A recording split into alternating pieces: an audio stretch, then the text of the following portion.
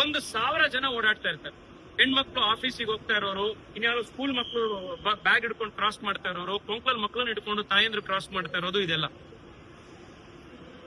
ಅವತ್ ಬಂದ್ರು ಉಪಮುಖ್ಯಮಂತ್ರಿಗಳಾಗಿದ್ದಾಗ D K Shivakumar ಅವರು ಗುದ್ಲಿ ಪೂಜೆ ಮಾಡೋದ್ರು. ಈ ಗುದ್ಲಿ ಪೂಜೆ ಮಾಡಾಗೋದ್ಮೇಲೆ ನಾವು ಅದು ಕೆಲಸ ಪ್ರಾರಂಭ ಆಗತ್ತೆ ಅಂತ ನಾವೆಲ್ಲ ಅನ್ಕೊಂಡಿದ್ವಿ. ನಿನ್ನೆ ನನಗೆ ಬಂದಿರೋ ಮಾಹಿತಿ ಪ್ರಕಾರ ಅದನ್ನ ತಿರ್ಗಾ ಕ್ಯಾನ್ಸಲ್ ಮಾಡಿದ್ದಾರೆ. ಅದ್ರ ಬಗ್ಗೆ ಕ್ಲಾರಿಟಿ ಇಲ್ಲ. ಯಾಕೆ ಅಂತಂದ್ರೆ ಯಾರೋ ಒಬ್ರು ಕಾಂಟ್ರಾಕ್ಟರ್, ಅವ್ರ ಹೆಸರು ನಾನು ಹೇಳಲ್ಲ, ಯಾಕೆಂದ್ರೆ ಅವ್ರು ಯಾರ್ಯಾರಿಗೆ ಫ್ರೆಂಡ್ ಅಂತ ಎಲ್ರಿಗೂ ಗೊತ್ತು, ಆಯ್ತಾ. ಅವ್ರ ಕಾಂಟ್ರಾಕ್ಟರ್ ಹೊಸ ಐಡಿಯಾ ಕೊಟ್ರಂತೆ, ಇಲ್ಲ ಇನ್ನೊಂದು ಫ್ಲೈಓವರ್ ಮಾಡಿ ಇಲ್ಲಿಗೆ. ಆ ಫ್ಲೈಓವರ್ ಮಾಡ್ತೀವಿ ಅನ್ನೋದಕ್ಕೆ ಇವಾಗ ಈ ಸ್ಕೈ ವಾಕ್ ಕ್ಯಾನ್ಸಲ್.